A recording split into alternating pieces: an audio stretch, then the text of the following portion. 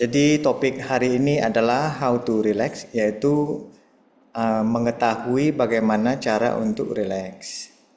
Dan beberapa presentasi ini adalah berdasarkan ajaran-ajaran dari Zen Master Thich Nhat Hanh. Anda sudah lihat ya fotonya ya. Covernya sengaja saya taruh itu hammock namanya ya. Jadi buat santai-santai. Tapi Anda jangan keliru bahwa relax ini barangkali kadang-kadang Anda berpikir itu malas. Memang kalau terlalu relax memang jadinya malas. Ya, terlalu malas tidak bagus. Terlalu rajin juga bisa stres nanti ya. Jadi Anda selalu harus cari jalan tengahnya di mana. Tadi saya ada mimpin meditasi duduk. Anda bisa lihat ya, ini beberapa panduannya.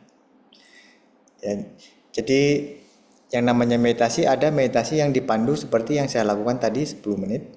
Yaitu sebagai salah satu contoh ya. Barangkali kalau Anda yang masih baru di dunia meditasi, barangkali Anda berpikir meditasi itu duduk diam aja. Nah, itu benar juga. Tapi ada juga meditasi yang dipandu seperti yang saya lakukan tadi ya. Ini hanya beberapa panduan, nanti sebetulnya panitia ya boleh menggunakan kalau mau ya. Contohnya ada kebaktian ya, daripada 5 menit atau 10 menit diam, Anda boleh kasih panduan sederhana seperti ini ya yang saya buat. Karena Anda tuh belum terbiasa sama duduk diam. Jadi duduk diam itu pikiran Anda kemana-mana. Jadi 10 menit meditasi itu tidak efektif ya, apalagi sejam ya. Kalau bicara meditasi Anda mungkin kaget ya, takut ya. Karena banyak informasi bahwa kalau meditasi itu bisa berjam-jam ya. Anda nggak bisa rileks kalau meditasi ya. Pantesan orang nggak mau pergi meditasi ya. Ada sih ya, cuma sedikit ya, nggak terlalu banyak orang. Oke, baik. Sebetulnya kalau bicara rileks ya, mau bicara santai, sekarang saatnya santai. Ya. Saat sekarang juga, ya Anda boleh rileks ya, Anda boleh merasa santai ya, duduknya boleh santai. Apalagi Anda tutup kamera ya. Ya nggak apa-apa, Anda yang penting kualitas Anda mendengar itu bagus. Ya. Bukan cuma sekedar datang, kemudian nggak tahu lah ya, apakah karena mau absen ya. Nggak ada absensi kan seharusnya. Ini kan berdasarkan siapa aja mau hadir ya. Lalu tadi 10 menit saya pimpin meditasi juga sebetulnya itu adalah masa-masa rileks ya. Anda merasakan rileks tidak? Semoga Anda merasakan ya. Karena saya pikir saya kasih kalimat-kalimat, Anda rileks, senyum kecil ya, kendorkan otot di bahu ya.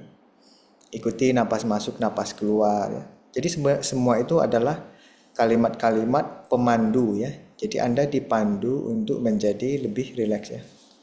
Kalau nggak percaya Anda lihat kucing sebelahnya ya. Santai dia ya di pinggir pantai atau di pinggir mana itu ya. Jadi itu adalah salah satu cara untuk santai ya. Tapi sekali lagi Anda jangan sampai keliru dengan yang namanya malas. Beda ya. Kalau terlalu santai harus lebih rajin. Kalau terlalu rajin harus disantaikan sedikit. Jadi dia ada jaraknya gitu ya, ada antaranya. Tidak boleh berlebihan.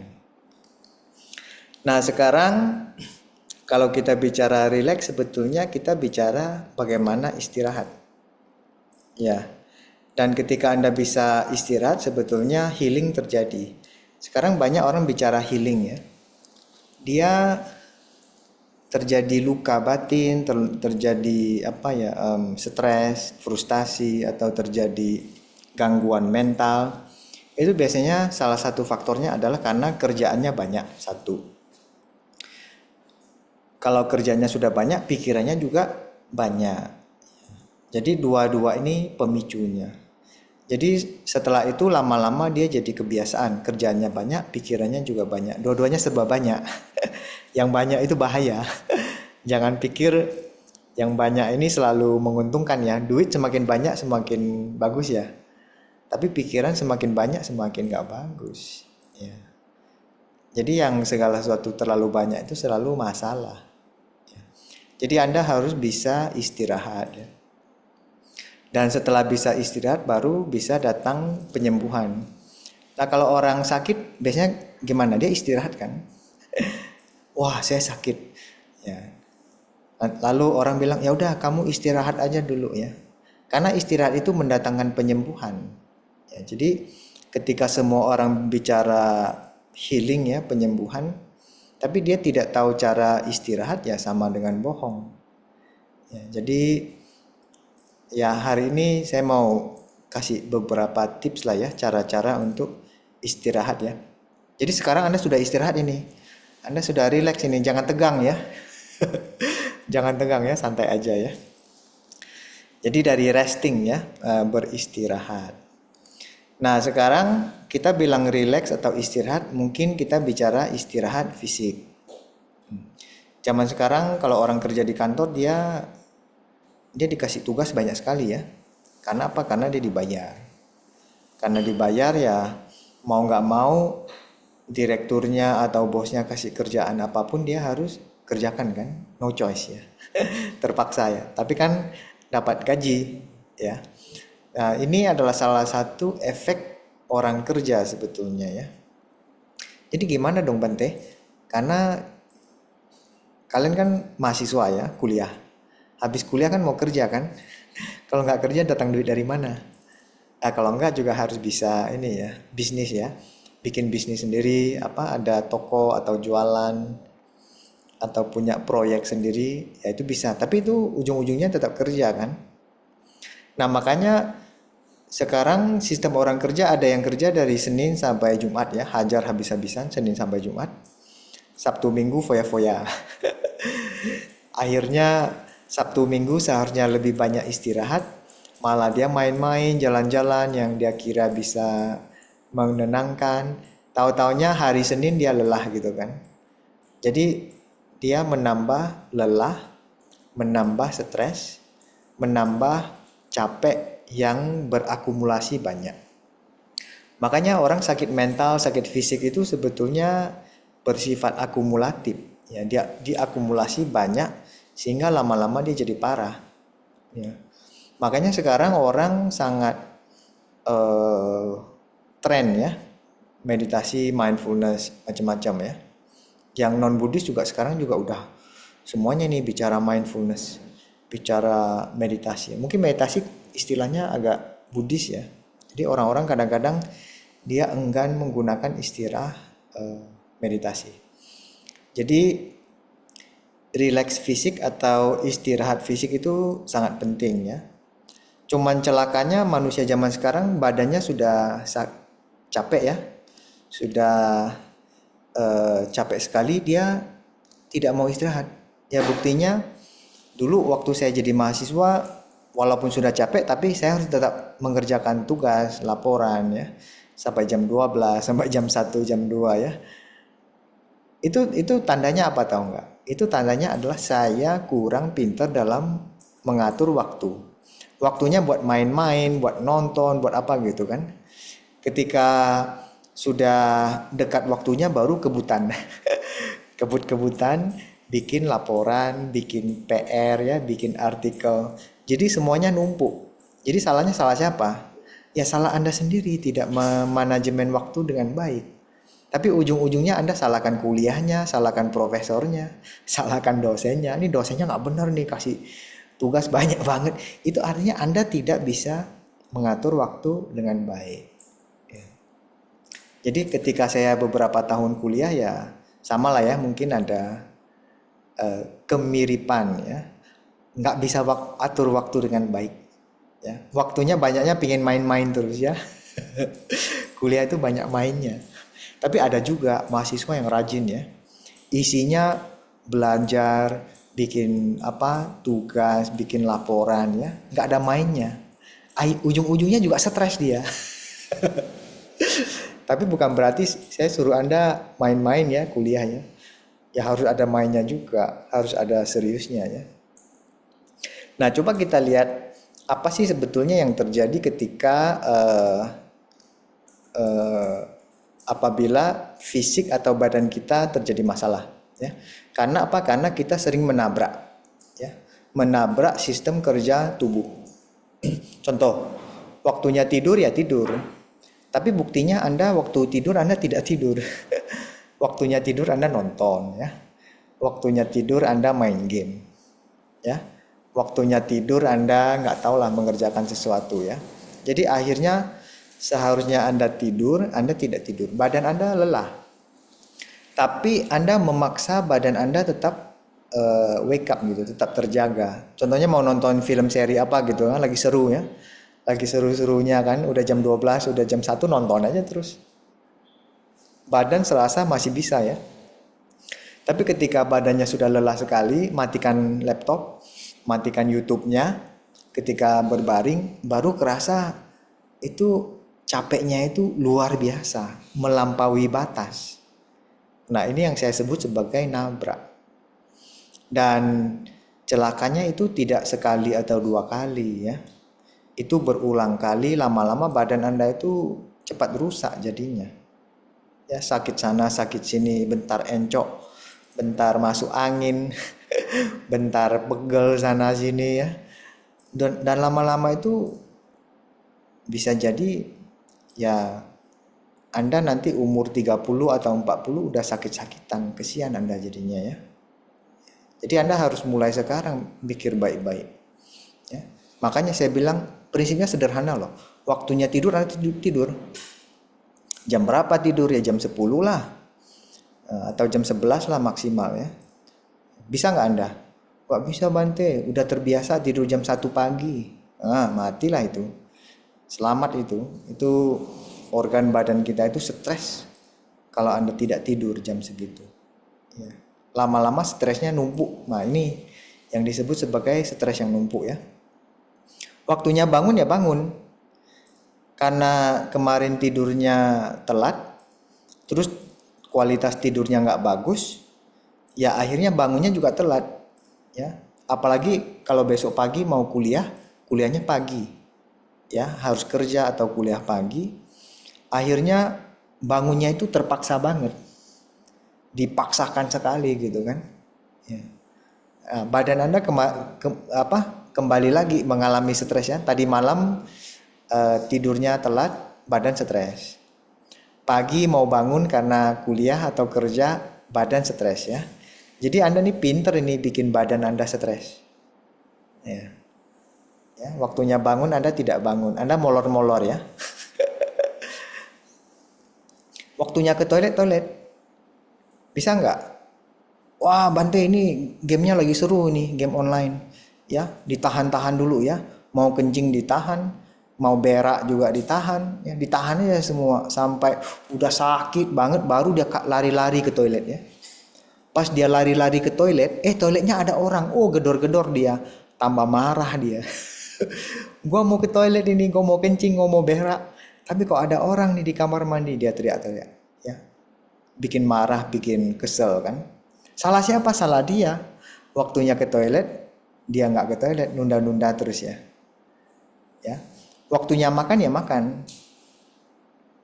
Ya, ya kalau makan pagi ya sarapan gitu kan, ada jamnya. Makan siang ya mungkin jam 11 sampai jam 12 atau jam 1 lah ya masih bisa. Ya, makan sore ya jam 5 atau jam 6 ya.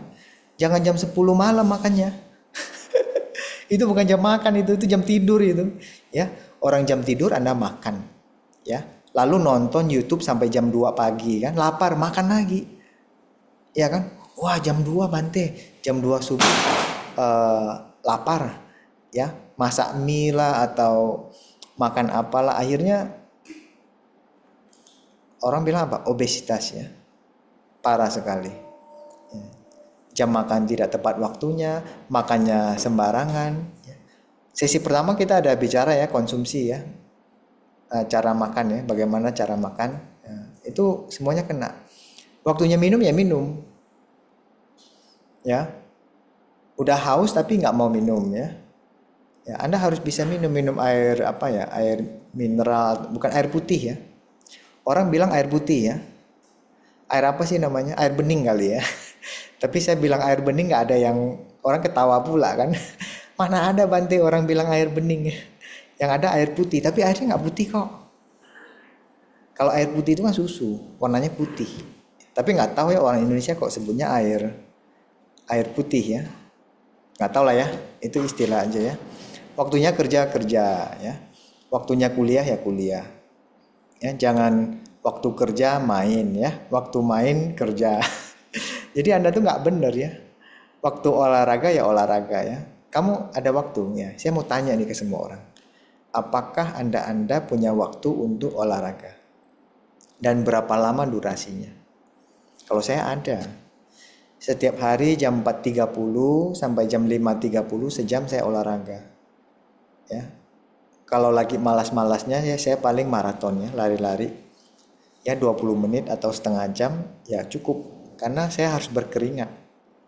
Otot-otot saya harus difungsikan. Ya. Anda punya? Nggak ada Bante. Sekarang paling olahraganya olahraga jari ya. Atau olahraga jempol. Kenapa olahraga jempol? Karena gini-gini buat ngetik message di handphone. Ya olahraga jari doang. Ya, nggak cukup itu. Ya masih banyak lagi ya. Jadi ini satu renungan yang menurut saya bagus sekali. Walaupun ini adalah hal yang biasa. Tapi justru hal biasa inilah yang Anda tabrak sehari-hari dan paling banyak Anda tabrak. Dan ketika Anda tabrak-tabrak terus, waktu tidur nggak tidur, waktu bangun nggak bangun, waktu ke toilet Anda tunda-tunda, waktu makan juga Anda tunda-tunda, ya, waktu minum Anda nggak minum, semuanya akan menjadi masalah. Ya. Masalahnya besar sekali, ya, kalau Anda numpuk terus ya. Jadi ini sangat jelas ya. Nanti kita boleh diskusikan lebih banyak kalau Anda mau ya. Nah itu berkaitan dengan relax. Fisik ya, fisik Anda ya. Jadi fisik Anda harus dijaga kalau mau tahu cara relax. Nah sekarang kita mau tahu relax mental. Nah, ini paling masalah ini. Karena apa? Orang tidak tahu relax, bagaimana cara merilekskan mental, akhirnya jadi apa namanya sekarang ya, mental health ya. Mental health itu kesehatan kesehatan mental. Saya mungkin bilangnya mental problem sekarang. Ya, problema mental ya, masalah mental atau ya masalah mental lah. Banyak sekali ini. Ya. Aneh-aneh banyak sekali sekarang ya. Yang mungkin 10 atau 20 tahun lalu tidak pernah ada. Tapi sekarang muncul yang aneh-aneh ya. Anda lihat sendiri lah ya, gejalanya banyak sekali. Urusan berkaitan sama mental nih. Karena apa?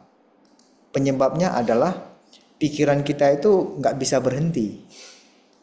Ya, berhenti artinya adalah dia ini tidak tahu apa yang harus dia lakukan, akhirnya dia bekerja aja terus. Ya, jadi pekerjaan sekarang, contohnya sekarang lagi dengar sharing dari saya nih ya. Acara saya belum selesai, Anda sudah mikir habis ini mau ngapain. Ya, jadi pikiran Anda sudah di masa depan.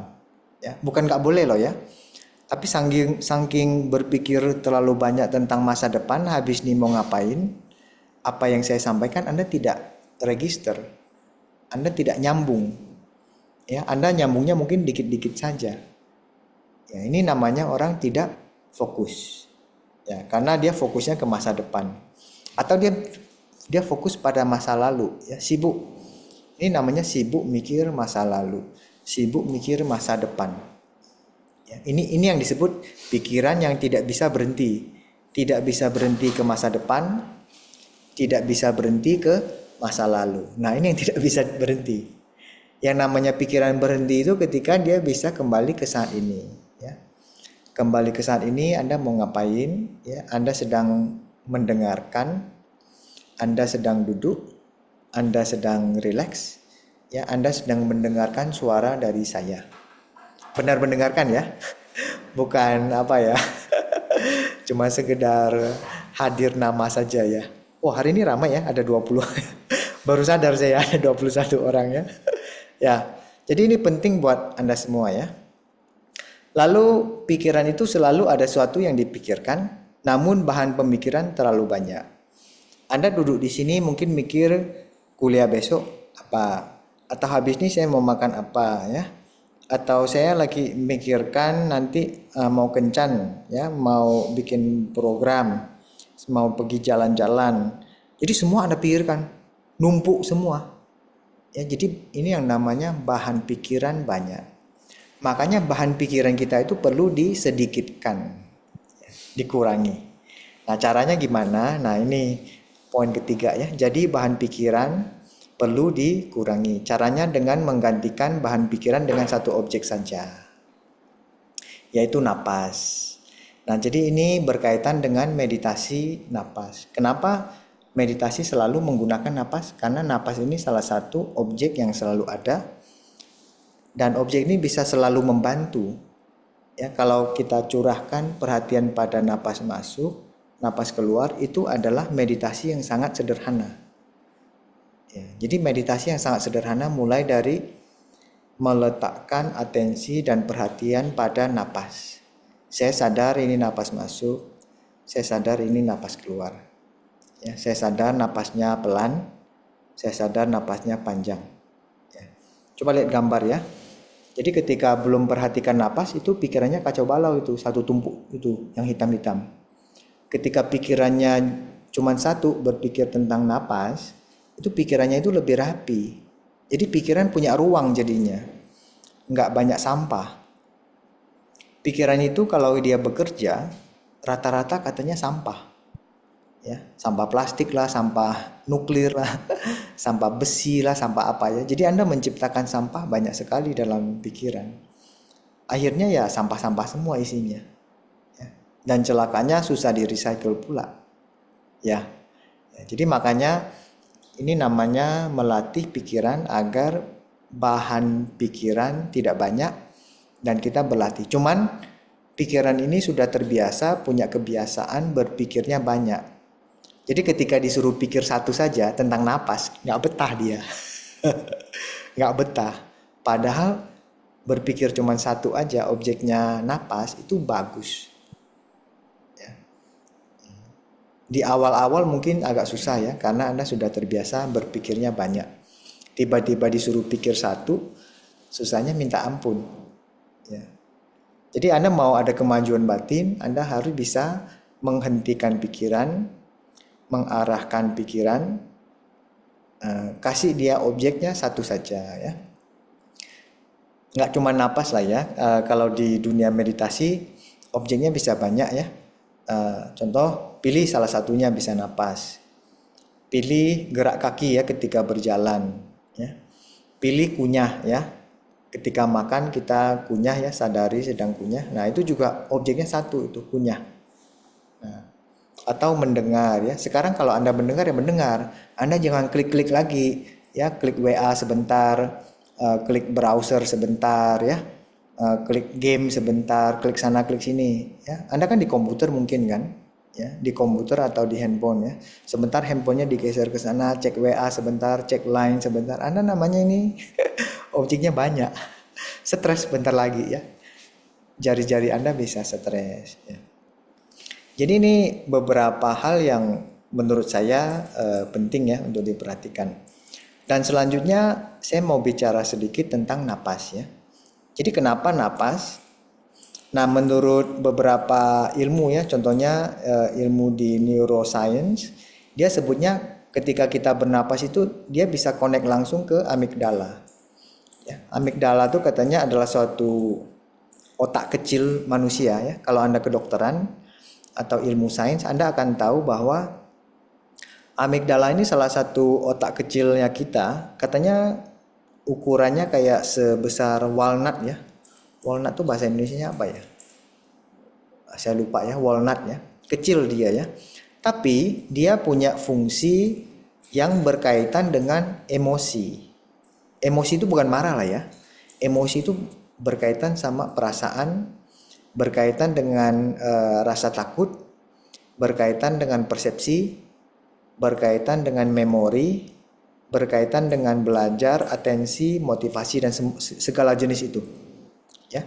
Jadi ketika ini saya kasih gambarnya ya. Ketika Anda tarik napas atau hembuskan napas, paru-paru Anda itu berkembang. Itu coba lihat Anda ya, ada lungs expanding ya. Coba Anda masih ingat nggak ketika baru mulai meditasi, saya minta Anda tarik napas panjang ya. Berarti paru-paru Anda itu mengembang. Ya, hembuskan sampai habiskan. Ya, Anda merasa rileks kan ketika menghembuskan, tarik lagi ya banyak, napasnya sampai penuh ya. Jadi lung ini expanding, jadi paru-parunya mengembang. Nah, ketika paru-paru ini mengembang ya dengan sengaja, dengan penuh perhatian, dia langsung connect ke amigdala oleh saraf yang namanya vagus. Ya, jadi dia ada saraf-saraf yang langsung nyambung ke amigdala.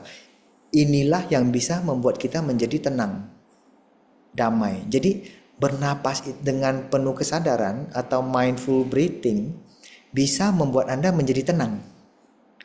Nah, Anda coba sendiri nanti ya.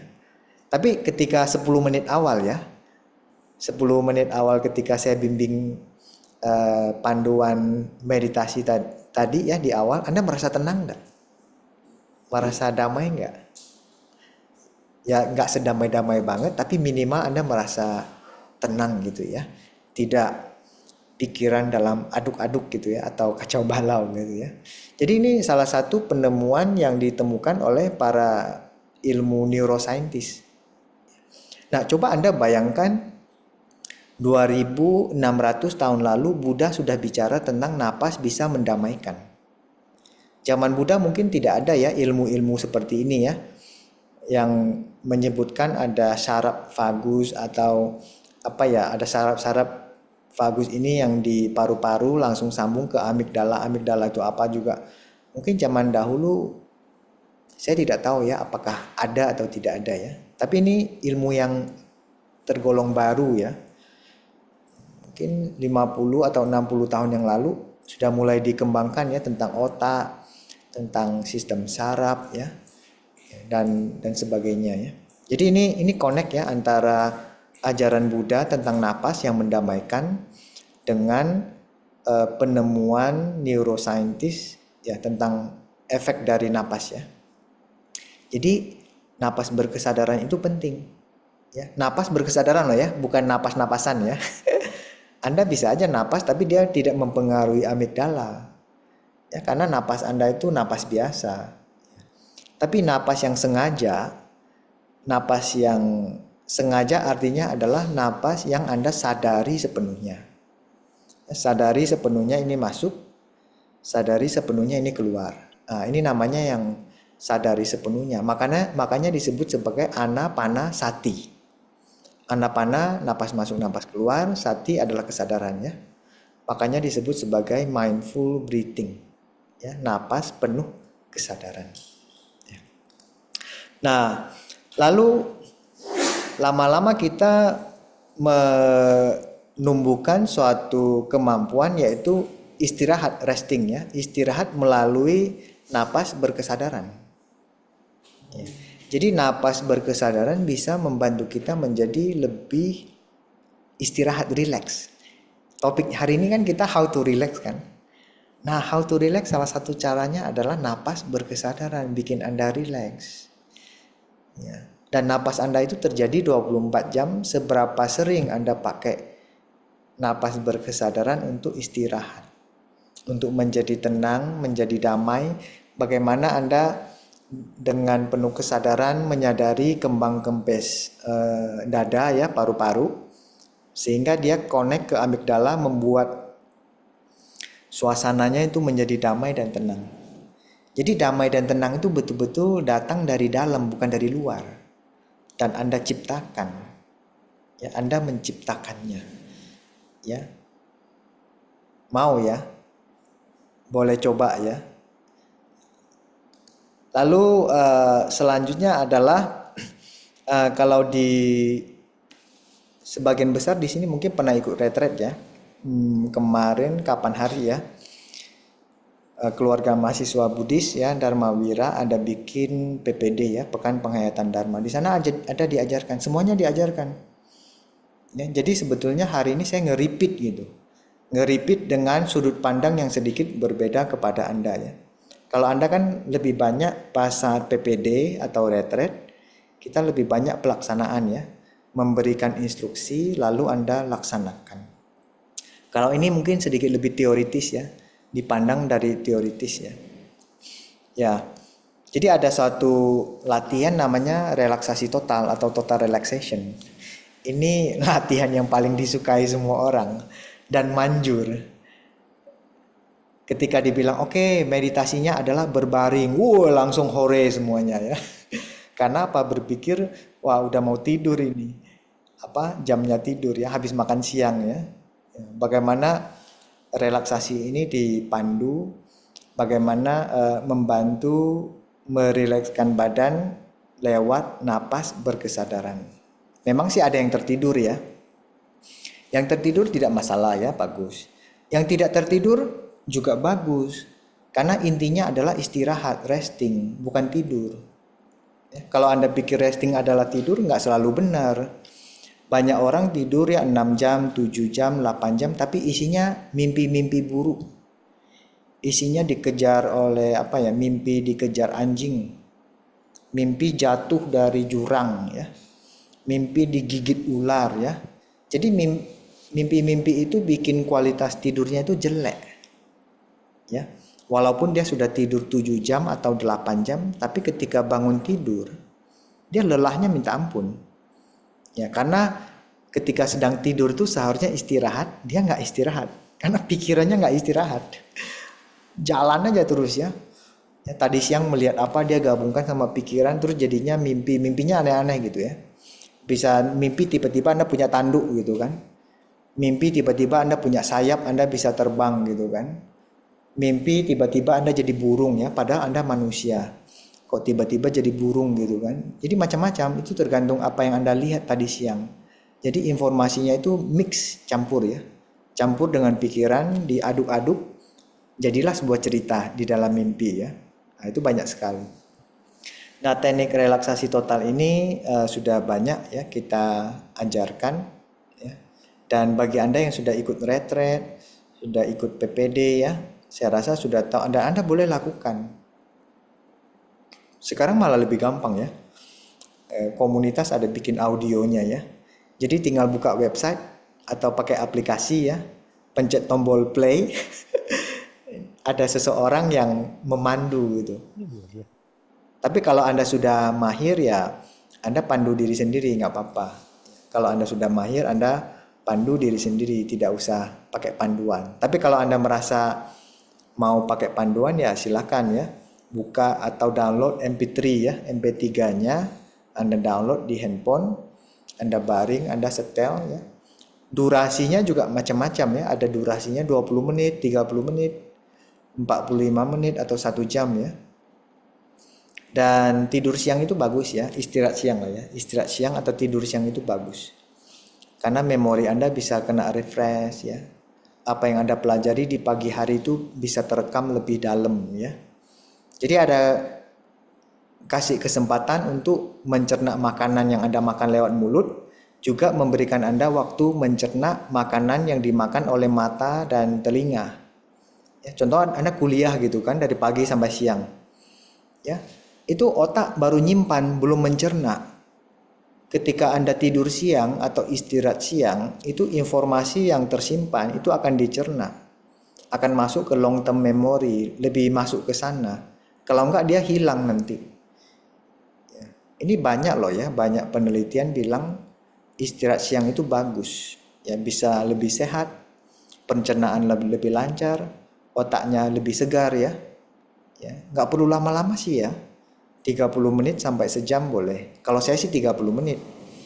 30 menit saya cukup. Baik, presentasi saya cukup panjang. Akhirnya saya mau tutup dengan sebuah cerita. Mungkin Anda sudah lupa semua apa yang saya ceritakan di awal ya. Tapi kalau ceritanya saya rasa semoga Anda bisa ingat ya. Ceritanya adalah air danau, ya, kisah Buddha ya. Zaman Buddha itu Buddha selalu berpergian dengan jalan kaki. Ya, jadi dari satu desa ke desa berikutnya ya Buddha jalan kaki. Nah, ketika jalan kaki Buddha bersama para murid-muridnya banyak. Ya, ikutan ya, beriringan banyak. Dan Buddha punya asisten ya, asisten dari Buddha namanya Bante Ananda. Jadi Bante Ananda biasanya, Bante Ananda Anda tahu kan? Kalau Anda belajar agama Buddha soalnya tahu ya. Karena mahasiswa mahasiswa kadang-kadang sekolahnya mungkin Kristen atau Katolik ya, belajar Buddhisnya sedikit. Tahu-taunya ketika kuliah masuk kuliah agama Buddha, terus pengetahuan agama Buddhanya sedikit. Tapi semoga Anda tahu semua lah ya. Jadi ada asisten dari Buddha namanya Bante Ananda. Ya. Ketika Buddha dan murid-muridnya ya berjalan sampai satu tempat, mereka melihat ada danau ya. Anggap sajalah danau itulah ya. Danau di gambar itu. Dan di danau ini cukup besar. Danau ini airnya jernih ya. Lalu Buddha minta Ananda untuk pergi ambilkan ya, cidukkan ya. Mencidukkan air untuk diminum ya. Kalau zaman dahulu ya air langsung minum, nggak ada dimasak dulu. Nggak ada di filter dulu, langsung minum ya. Karena zaman dahulu lebih bersih kali ya. Air-air mungkin lebih bersih ya. Kalau zaman sekarang udah kena polusi lah, udah mikroplastik lah, macam-macam itu. Ya ngeri sekali sekarang ya. Hati-hati Anda ya. Jadi Buddha minta Ananda tolong ambilkan air ya. Jadi Bante Ananda pergi ke danau itu mau ngambil air ya. Tapi ketika Bante Ananda mau mengambil air, ada kerbau lewat. Ada kerbau dan kereta lewat, duk duk duk duk duk duk lewat. Itu bikin airnya jadi keruh. Lalu tidak jauh dari danau itu ya ada orang cuci baju. Ya cuci baju terus mandi ya. Jadi airnya itu keruh terus rasanya kok jelek gitu airnya. Akhirnya Bante Ananda bilang, "Waduh, ini gimana nih? Airnya keruh, di sana orang mandi, habis mandi mungkin kencing di danaunya, terus cuci baju, bikin kotor." Akhirnya Bante Ananda nggak jadi ngambil airnya. Dia balik lapor ke Buddha. Buddha lapor bahwa air di danau itu kotor sekali. Ya, ada kerbau lah lewat, ada orang mandi lah, ada orang cuci baju. Kayaknya takut airnya itu kurang bersih untuk diminum. Lalu Buddha bilang, ya sudahlah, tidak apa-apa. Mari kita duduk aja dulu ya. Jadi zaman dahulu tidak ada wihara, tidak ada aula, ya, tidak ada gedung. Ya, yang ada itu pohon. Ya, mereka cari pohon rindang, duduk di sana santai. Ya, santai-santai duduk sekitar mungkin ada setengah jam lah ya. Setengah jam telah berlalu, lalu Buddha panggil Ananda lagi ya. Buddha memanggil Bante Ananda. Ya, Bante Ananda ke sini. Coba Anda pergi ke danau lagi, ambil airnya. Gimana ya perasaannya Bante Ananda ya? Tadi kan sudah ke sana airnya kotor. Ya. Tapi yang namanya murid ya biasanya ikutilah ya apa perintahnya guru ya. Ya sudah, Bante Ananda sekali lagi pergi ke danau itu untuk mengambil air. Ketika Bante Ananda sampai di danau, Bante Ananda lihat orang yang mandi sudah pulang. Yang cuci baju sudah selesai. Kerbau sudah pergi jauh ya. Udah nggak ada lagi. Dan ternyata air danau itu tuh bersih, bening, dan jernih. Tiba-tiba Bante Ananda berubah pikiran. Oh iya ya, tadi kotor. Ya seolah nggak layak untuk diminum. Tapi sekarang ketika dilihat lagi, semua keruh-keruhnya itu udah turun. Ya, air danaunya udah bening, udah jernih ya. Jadi Bante Ananda dengan pelan-pelan menciduk airnya ke dalam mangkok, dia bawa pulang. Ya, kasih ke Buddha. Lalu Buddha lihat, oh airnya bersih. Lalu Buddha minum ya. Kasihan ya. Buddha kan mungkin lagi haus ya. Kira-kira Buddha haus dan lapar nggak? Ya dong, haus dan lapar. Ya jangan kira beliau sudah Buddha nggak makan nggak minum ya, nggak ke toilet. Enggak, beliau ini tetap manusia biasa.